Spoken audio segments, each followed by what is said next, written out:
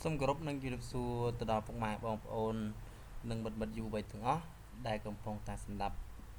ในปรมินทำไมก็ได้จำเรียบจูนở trong bạn ในក្នុងថ្ងៃនេះខ្ញុំបាទសូម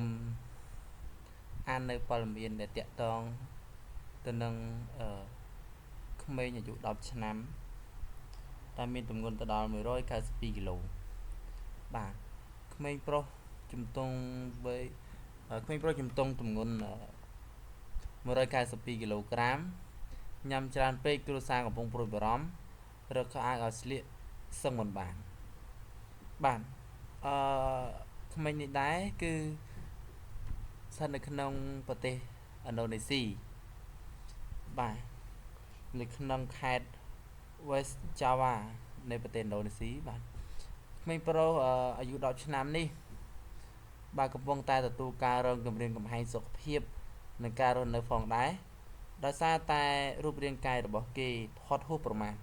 ខុសប្លែកពីក្មេងៗដទៃទៀតនេះបើយោងតាមប្រភពឲ្យដឹងថាក្មេងប្រុសឈ្មោះអារីយ៉ាផឺមែនអាយុ10ឆ្នាំមានទម្ងន់រហូតដល់192គីឡូក្រាមហើយត្រូវបានគេចាត់ទុកថាជាក្មេងប្រុសម្នាក់ដែលថត់ជាងគេបំផុតនៅលើពិភពលោកផងដែរបាទគួរឲ្យដឹងដែរថានៅក្នុងមួយថ្ងៃក្មេងប្រុសអារីយ៉ាញ៉ាំអាហារយ៉ាងច្រើន5ដងក្នុងមួយថ្ងៃក្នុងនោះរួមមានបាយត្រីងៀតសាច់គោស៊ុបបន្លែនិងញ៉ាំនំធ្វើពីសណ្តែកសៀងជាច្រើនតែទាំងនេះហើយជាហេតុធ្វើឲ្យ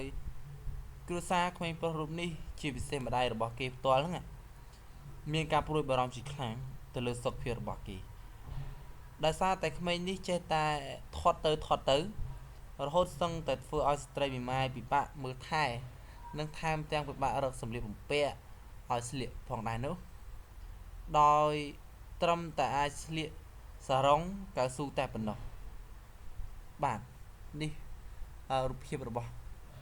ក្មេងប្រុសដែលទើបតែអាយុ10ឆ្នាំមានទម្ងន់ទៅដល់192គីឡូបាទបើតាមការឲ្យដឹងពីស្ត្រីមេម៉ាយអ្នកស្រីរូកាយ៉ាវ័យ35ឆ្នាំបាន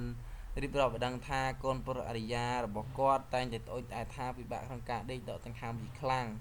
ជាហេតុធ្វើឲ្យគាត់ជាម្ដាយនឹងត្រូវតែកាត់បន្ថយការញ៉ាំរបស់គេ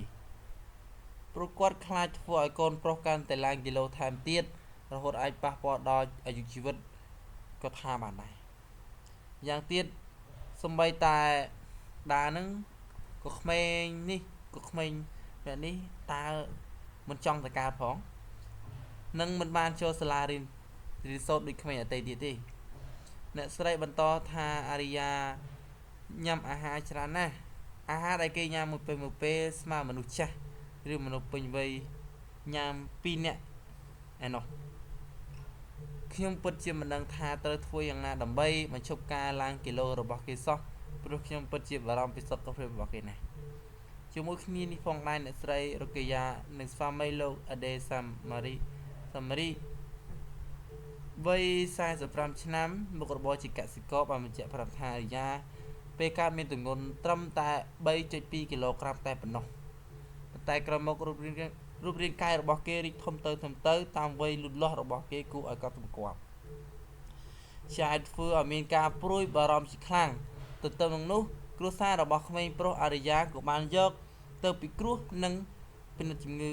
នៅក្នុងស្រុកភូមិផងដែរប៉ុន្តែ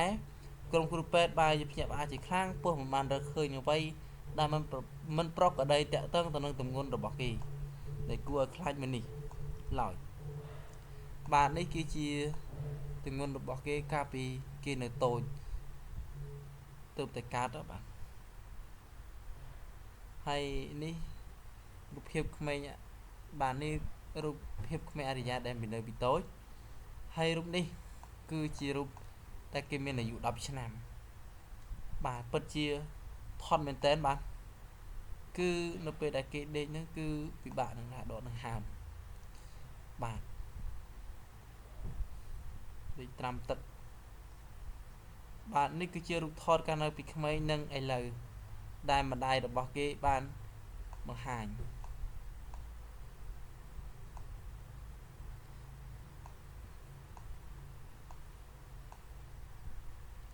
បាទនេះគឺជារូបភាពទាំងស្រុង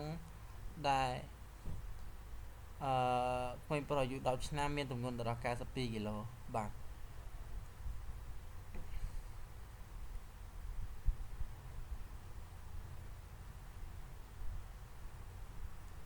បាទសូមអរគុណទៅដល់ការតាមដានរបស់បងប្អូនទាំងអស់គ្នាបាទខ្ញុំបាទសូមគោរពនិងជម្រាបលា